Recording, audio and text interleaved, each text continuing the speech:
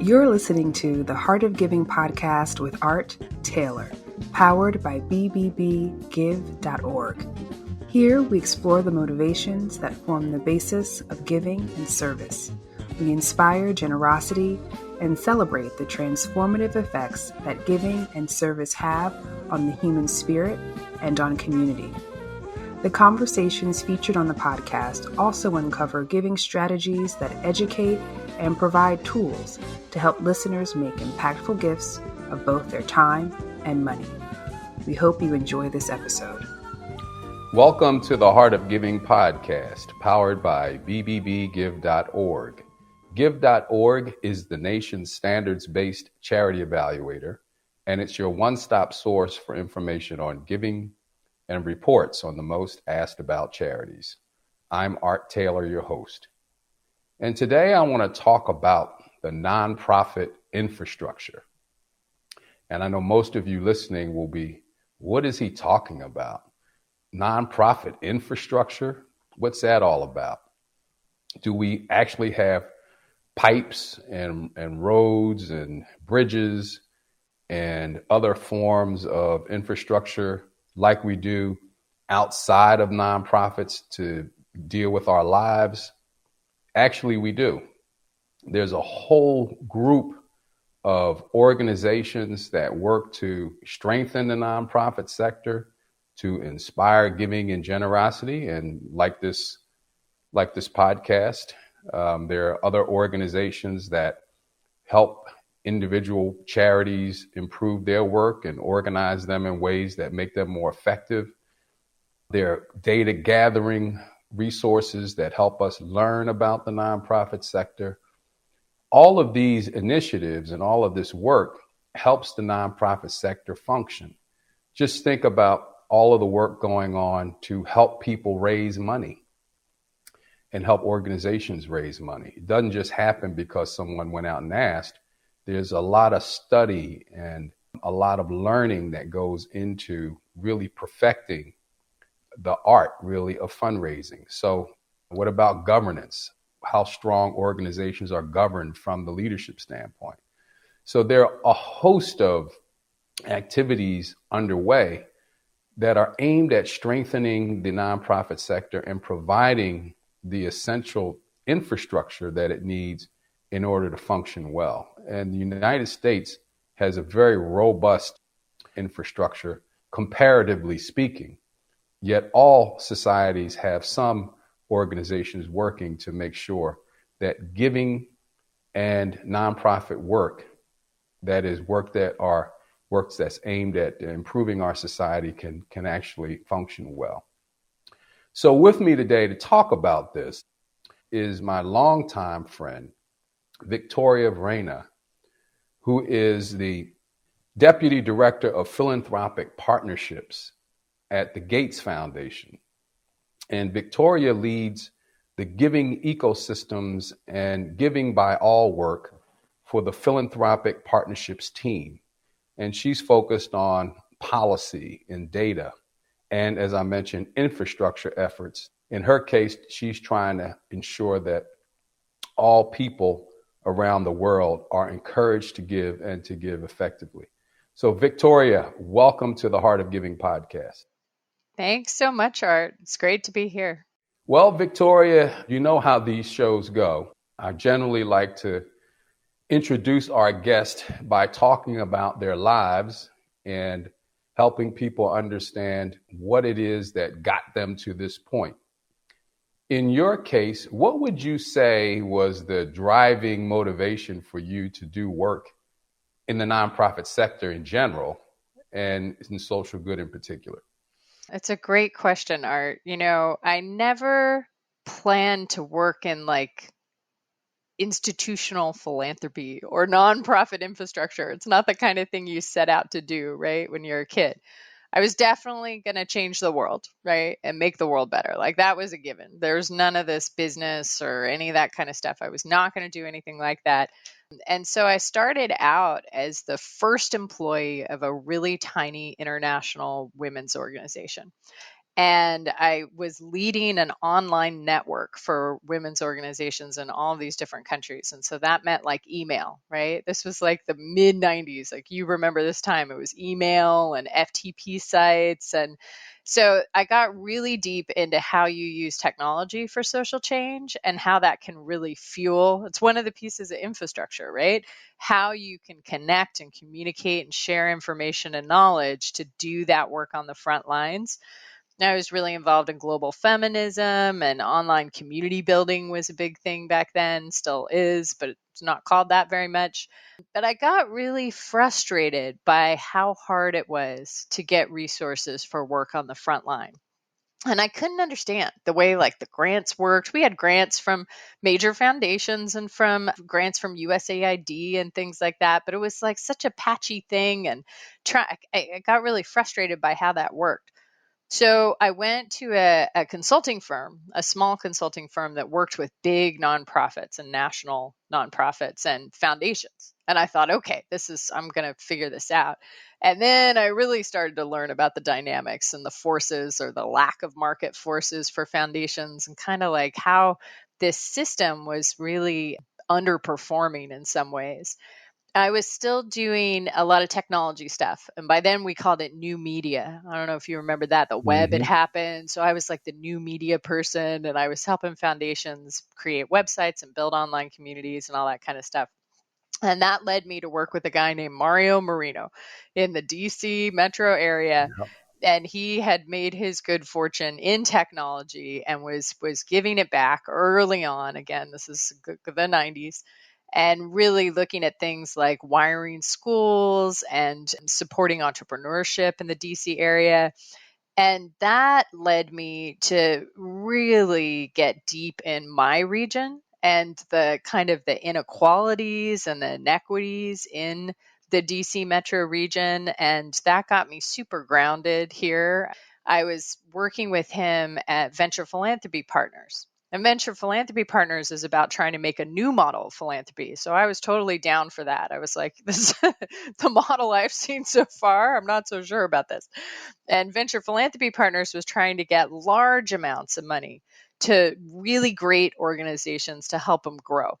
Because Mario, as an entrepreneur, couldn't understand this like $10,000 grant, $20,000 grant. He was like, what can anybody do with that? You got to grow good work. It costs money. Like, how do you do that?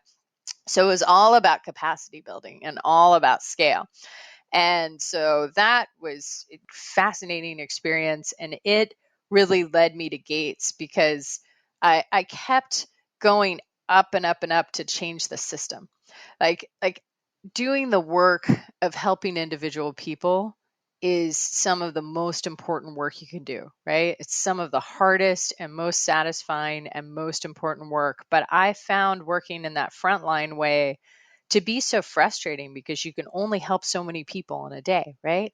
5 people, 10 people, you touch one life, and it's amazing. It's life changing. But I always wanted to kind of change all of it, So I learned early on I was a systems person, and I want to change the system.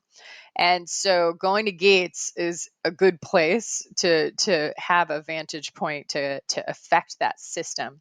And so I've been here for 10 years now. And as you said, I lead our portfolios about data and policy and everyday giving, and working to kind of change the market, change the infrastructure, change the system in all of those. And I think all along the way, it's been about the people, though, and the people that I work with, and that's the honor I have to get to work with those people is what makes it all worthwhile in the end. Well, I want to talk about some of that. But first, you have to tell me why. You don't have to tell me. I hope you tell me why it is that you knew early on that you were going to be out there helping people and trying to change the world. So I am one of 3 girls. I have 2 big sisters.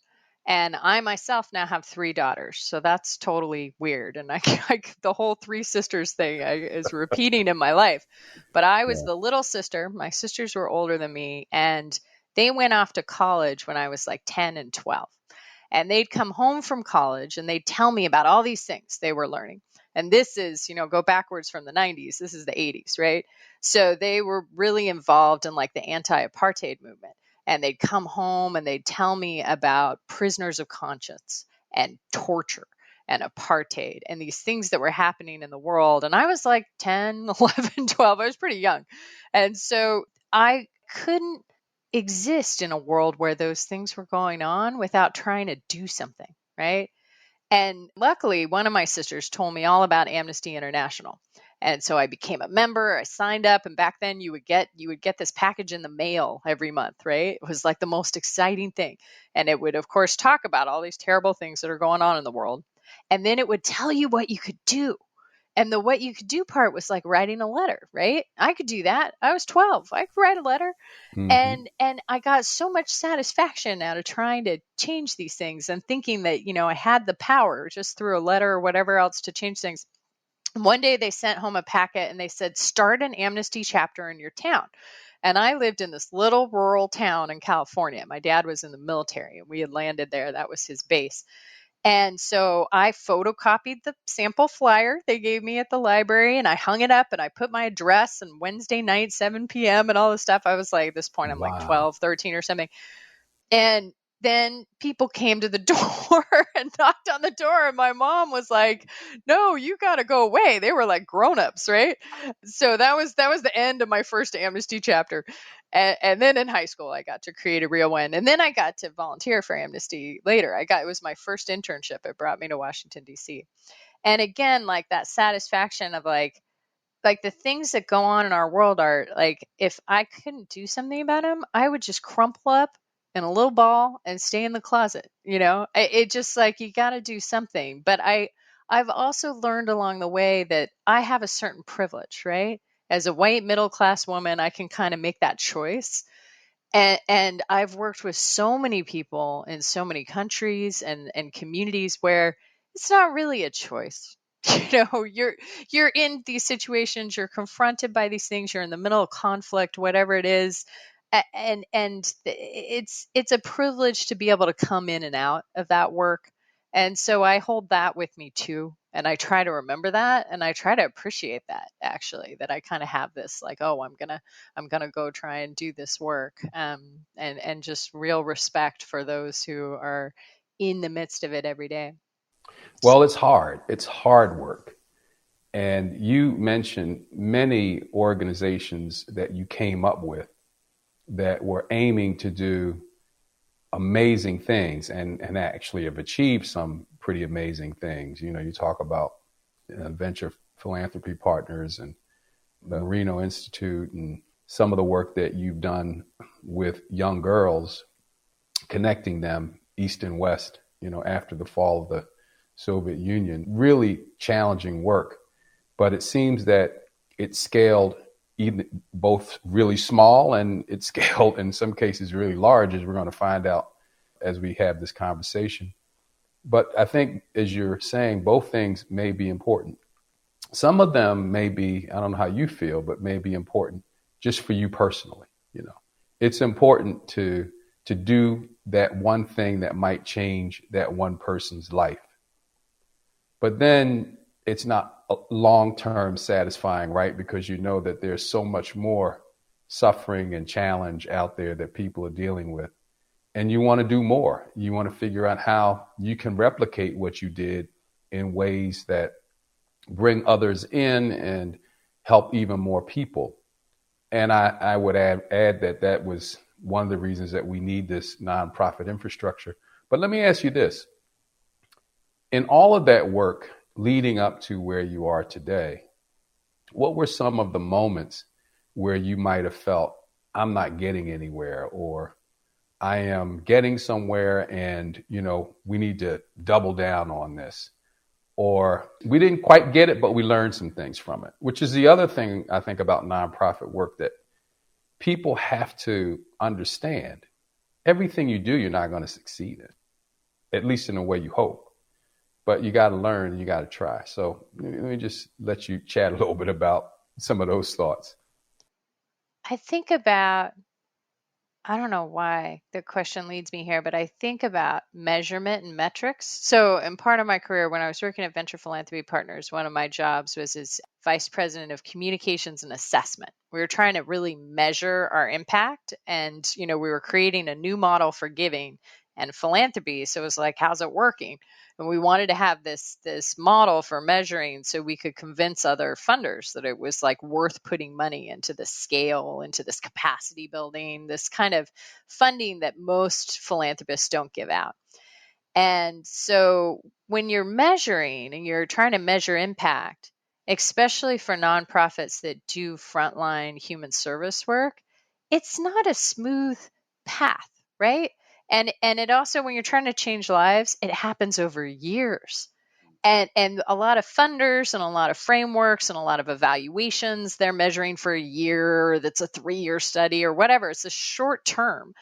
And so it gets really hard to see the results right away. And you may see results that aren't great at first. And you got to have the patience and the trust and the right commitment to be able to still measure, because you still got to know how you're doing. And what I think happens in our sector is we're like, it's really flawed. It's really hard to measure for all these reasons. So we're going to throw out measurement. We're going to throw out data. We're going to throw out impact. And that to me is worrisome. You got to have some idea how you're doing.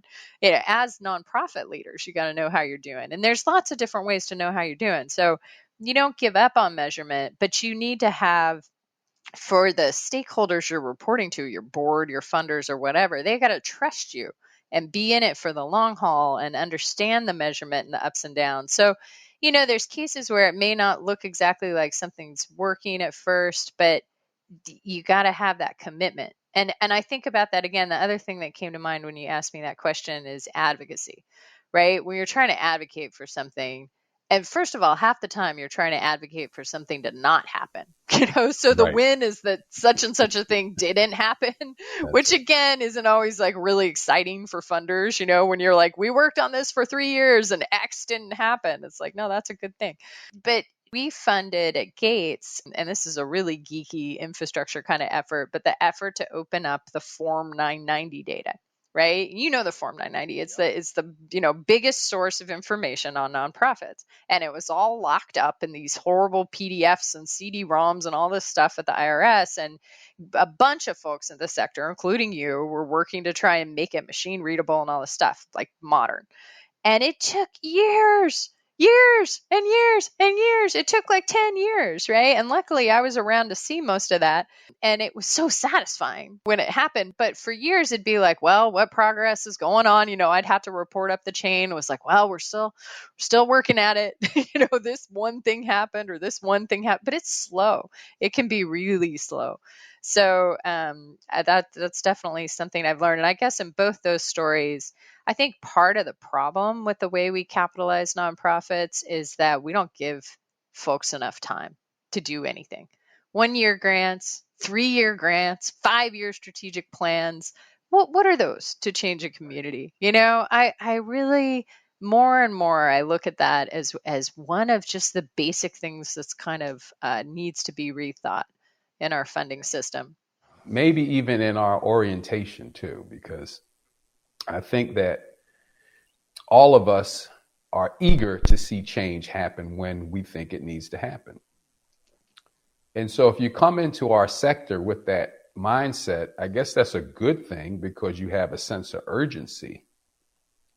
But you also have to recognize that it does take years sometimes for some things to happen. And in some cases, we've been working at it maybe 100 years. I think about lots of disease fighting organizations. They're making progress, but we're still living with those diseases, and so to think that you're going to be the one to end cancer tomorrow, you might be, but the likelihood is that you're going to be part of a longer effort that is going to involve lots of people and ideas and even learnings. I don't like to use the word failures, but tests, let's say, where we discover things that we can use later on, but we don't solve the problem right away. how does the public deal with that too? You know, I know nonprofit organizations want to solve problems. We want to address the ills and challenges that we face in our society. How do we make our donors appreciate the reality of what we're dealing with? Not all donors, I think, want the full picture or the explanation, right? So I think you got to know your donors. I think for those who are open to understanding the full complexity of like an issue and the progress you're making, then you totally engage them on that level. For those who just want the quick hit and the happy story and something that shows progress, you give them that. If there's anything I've learned, like if you know one foundation, you know one foundation. If you know one high net worth donor, you know one high net worth donor. You know, Venture Philanthropy Partners, our first fund, we had 29 donors and they were all putting in like $1 million, you know. So these are high net worth, very important donors. They all wanted something different out of this model. You know, they were all there for different reasons. And so you've got to know why they're there. And this is where some of the new digital tools can be helpful and how you can kind of personalize communications more and really figure out what the donor's looking for and then communicate back to them on that level. So what are some of the projects you're working on now that bring you excitement?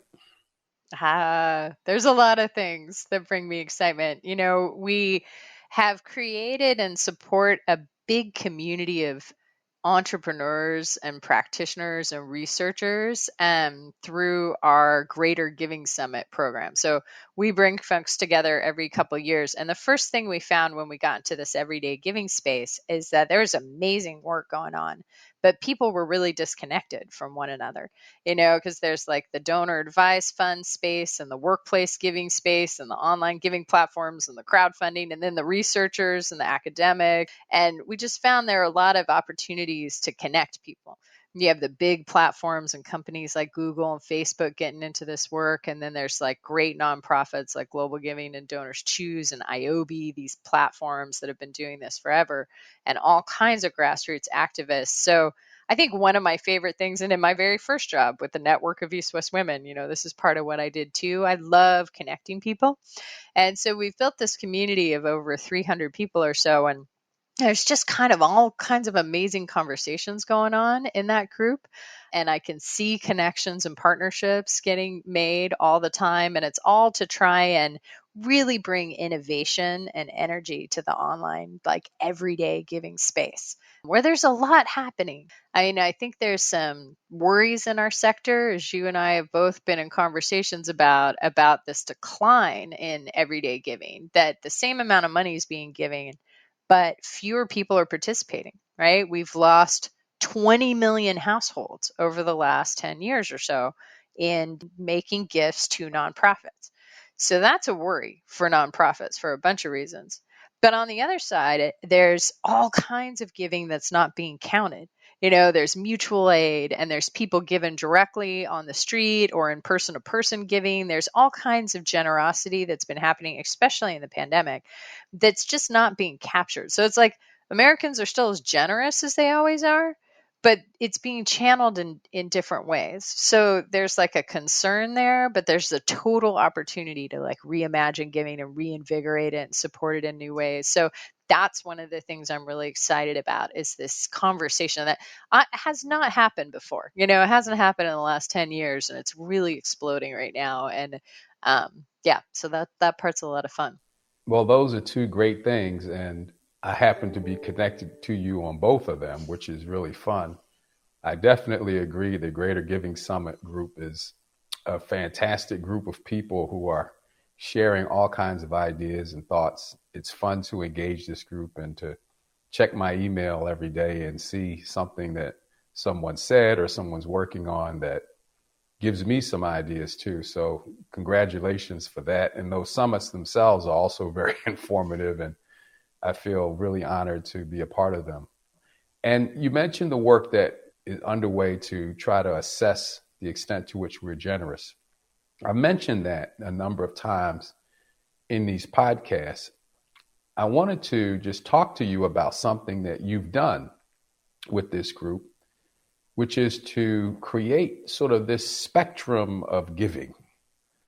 And I just thought when you presented this to our group that it was so eye-opening because it, for once, just kind of positioned the various forms of generosity that we experience in our lives on a chart, where some things are probably doing very well and we probably don't need to pay so much attention to them, and other things are maybe struggling a bit, and maybe those are the things that we want to focus on, and maybe some things we can't do anything about and we don't necessarily need to focus on them as much. But it looked like there were certain things like within the window of our being able to address on that continuum. And what do you see as maybe some opportunities for our society to address some of those things? And what, in your recollection, are some of those key things? Things like, I know, just making a donation to a charity. Yep. Well, first I have to say, like, a lot of my thinking about this spectrum of generosity really comes from Lucy Bernholtz's book, How We Give Now. Lucy and a parcel of students held all of these focus groups, like really trying to understand how Americans think about their giving and their generosity. So anybody who's interested in this topic, you got to get Lucy's book, How We Give Now by Lucy Bernholtz. So I'm just standing on her great shoulders. But I think one of the things I think about a lot, and why I think it's helpful to define all these different types of giving and see where they're happening and how much is happening within these channels, is I think there's sometimes a disconnect, and we've heard this from people, between the people who want to give money, time, goods, and the people who need them. And sometimes, people have the urge to do something, but they don't know where to go. They don't know how to find that exact thing they want to give to. I think there's a big interest these days in giving to it from institutional philanthropists and high net worth donors, trying to give to local grassroots communities, trying to give more to what's called proximate leaders and organizations, like people who are really close to the work and understand the work. But these big foundations and big donors don't know those people and they don't know how to find those people. And, they may not be working in those communities. And so I see this need to better curate like information about where to give and to get it up to other people. Like, one of the ways that happens a lot is through emergency funds. And we found that during COVID. So there were over 800 COVID emergency funds that were created in the US alone. I mean, it was insane. There were like so Wow. many funds, right? All over the place. And some of them were for local communities, and some were for identity-based communities, some were for particular issues. But it was kind of hard to find like the fund that was in your area, right? And so it's a great way of getting resources to groups on the ground when there's an emergency, and people will trust the fund. Like, usually there's a big trust thing with giving. Like, this so well, Art. You guys do some really great research on this. And so donors want to trust the organization they're giving to and know who it is. But at times of emergency, they'll kind of let go a little bit. Yep. And they'll trust like whoever's managing that emergency fund.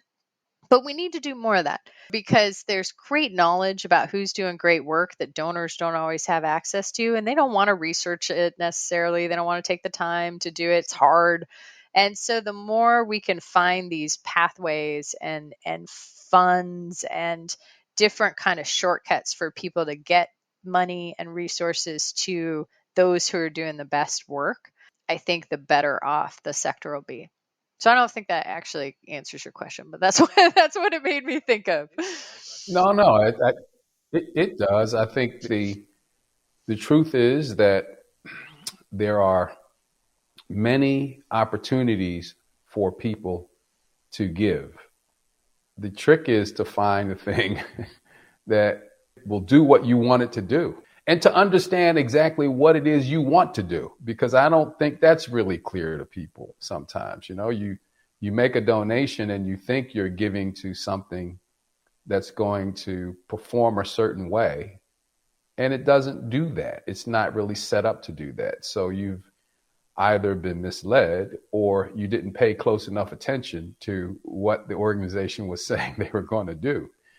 And I think there's that disconnect, and it does cause some trust issues, which I think also, Victoria, is one of the reasons why we are seeing somewhat of a decline over a long period of years now in the number of people donating. Trust has to play a role in that, and there are lots of others as well. Many of the infrastructure engines that we had that collected large sums of money from smaller donations, they don't exist anymore, or they're, much more scaled down than they used to be. And so, those people haven't found new ways to connect with nonprofits in the way that they have in the past. And maybe they're connecting in other ways, or maybe they're expressing their generosity, as you mentioned, in other ways. And that's certainly things that we have to pay a lot more attention to. Let me ask you this, though. What's at risk? If the numbers continue in the same direction that we're seeing now, what is in your estimation, is at risk here? I think the biggest risk is for nonprofit organizations. I think social change will always find its way. Like, people who are trying to change the world in whatever way will find different kinds of resources and support. But for nonprofit organizations, if the majority of your funding, if you're losing the base of like small everyday donors, you're not just losing their money. And small everyday donors, that money's great because it's just general operating, like no strings attached. It's the Yep. holy grail for nonprofits. So it's great to have that support, but you're not just losing the money, you're losing the champions you could have in those people, the advocates, the members, the partners. That connection between organizations, local organizations and big organizations, and the everyday donor like starts to fray. And the other piece about, there's a lot of reports we've been seeing, I'm sure you've seen the same thing, about how much people want to give directly to other people. And that's fantastic, right? And it is so satisfying, again, to like directly help someone and know you've directly helped someone. And there's a huge need and purpose for that. But it doesn't support any of the kind of systems change, right? It doesn't help the people who are trying to change the things that got people into the positions they're in. And those really are nonprofits that are often trying to do that kind of work. So that work gets starved. So I think there is a risk. Like, I think there's no risk to generosity. There's no risk to any of that. It's going to find its ways, but nonprofits need to be paying attention to this. And if donors are concerned with certain things or they're using different channels, nonprofits need to go to those channels and they need to meet those concerns. They need to figure out what those are. And that might mean partnering with other people. That might mean kind of letting go of some control. It might mean trying some new things. It might mean failing. But those are you got to evolve with the way donors are evolving right now. Well, Victoria, we're getting to the end, and I just want to ask you, what is your sense of the future of the nonprofit infrastructure? Are we addressing some of the languishing issues that we're facing? One of which is how we fund it. We're not funding it as much as we should. I remember years ago when I first took my job at the Wise Giving Alliance, I joined with Ben Shute, who was at Rockefeller Brothers Fund, and we organized a group of funders and nonprofit infrastructure groups to talk about the future of the nonprofit infrastructure. And we were at the time about to lose several key funders that amounted to about $40 million annually of nonprofit infrastructure funding. There were an increasing number of nonprofit organizations, infrastructure organizations coming on the scene. So it was a real crisis. I don't know if we've gotten past the crisis, honestly, or if it's gotten better or worse What are you seeing today?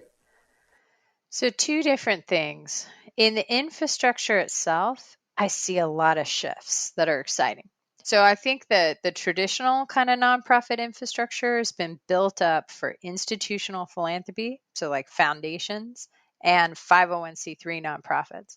But there's a bunch of other pieces of infrastructure that have been growing and growing and growing in the last 2 decades, like things for impact investing, infrastructure for social enterprise, increasing infrastructure for high net worth donors. There's a bunch of donor networks and donor associations. And then there's a bunch of, again, for profit companies that are involved in giving in a bunch of different ways with high net worth and everyday donors. And then there's all kinds of community infrastructure for things like mutual aid networks and others that are beginning to develop more and more. So I think the map of the infrastructure itself, and Urban Institute is working on, like, again, an actual map. I don't know if it's going to be called a spectrum on what it's going to be called, but something trying to like depict this. So I think that it's really vibrant. Again, kind of like the Greater Giving Summit. I think there's opportunities for connections to be made between those pieces because, as you pointed out, the resources for infrastructure itself they're scarce. And so folks who are in this space have to work together, right? You've got to share resources because, you've been at this a long time. I've been at this a long time. Infrastructure just does not sell. It is not sexy. It is not interesting. Plumbing, any Right. metaphor you use, Jacob Harold and the scaffolding, Right. they're Right. trying to use all kinds of different metaphors to really get people to understand how important it is. And it is tough. And so, we do see, I'll tell you where I see some glimmers of hope on this is in other countries. So, like in India, we're seeing high net worth donors really understand why you've got to build up infrastructure for the sector. In China, we're seeing a lot of building of infrastructure for nonprofits, data and policy, all the kinds of pieces, capacity, the components we've talked about. South Africa, we're seeing a bunch of work, and across Africa, really, in East Africa. So in other places where it's more nascent, you're seeing, and it's funny because they look to the American infrastructure as like the model. And, it's like, well, we got some work to do. So I still see it being a hard sell on our side. A little bit of glimmers of hope, right? Miss Kinsey Scott made some good investments in infrastructure, and hopefully that'll bring more attention to this space and how needed those kinds of gifts are. So other high net worth donors or corporate donors or any other kind of donors could follow in Mackenzie Scott's shoes and use that map. She identified a lot of important organizations, and there's still more that are left out of her list that really could use some support. Well, Victoria, I want to thank you so much for spending time with me on the Heart of Giving podcast. And I just want to continue to press forward and support you in any way that I can. You've been a great leader for us.